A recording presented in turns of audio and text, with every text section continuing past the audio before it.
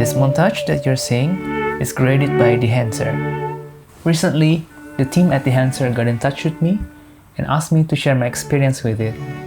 For a product that I already love, I said why not? I have the Dehancer plugin here in my OneNote. You see, there's a lot of functions available. If you want to learn more of all these, there's a lot of outsourced there.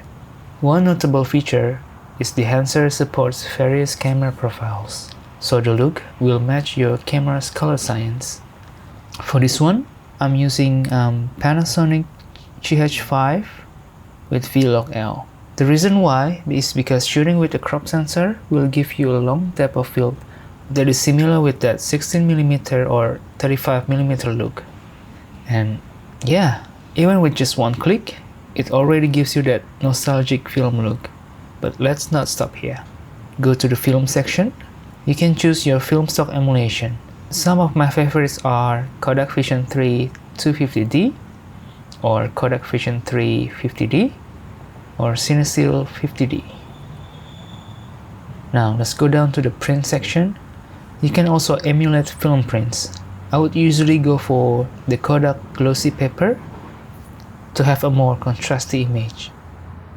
But one of the gems here is the famous Kodak 2383 print film. You can use this in conjunction with your film stock or just either of them. So let me turn off both the print and the film. Basically, we're going back to the Rec 709, and then let's just turn on the Kodak 2383 and see what it looks like. Yep, I think I like this one. After you're happy with the overall look, you can start finessing the details and add some effects. We can add more tonal contrast within the print section. You can nudge the black point a little bit to give more contrast black level. Probably somewhere here. Let me just make the workspace better. There you go. With the film compression, you can have it enabled to get your highlight roll off better. Maybe I'll just put it in the middle here. That looks good. If you want to add more saturation, I usually go to the film developer and boost the color by a bit. Now, I also like to go to color head. The overall image has that red tint, so let's enable it first and then pull it away from the red.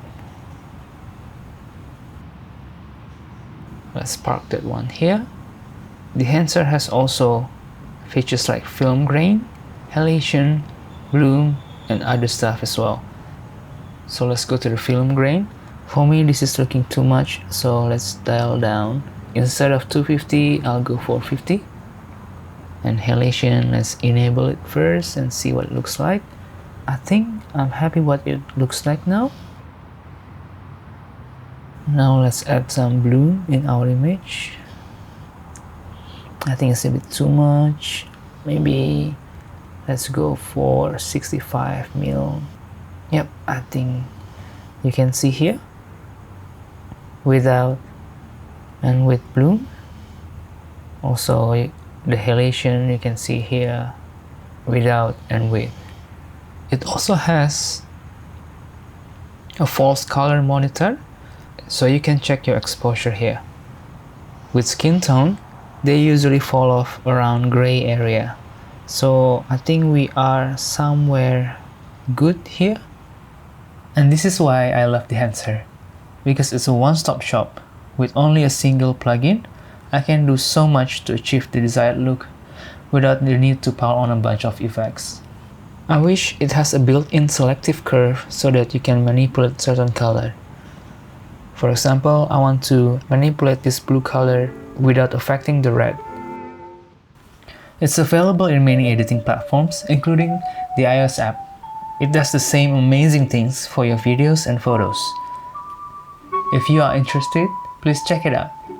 You could use my code below to get a 10% discount on your desktop version purchase. So that's it for now. See you next time. Take care.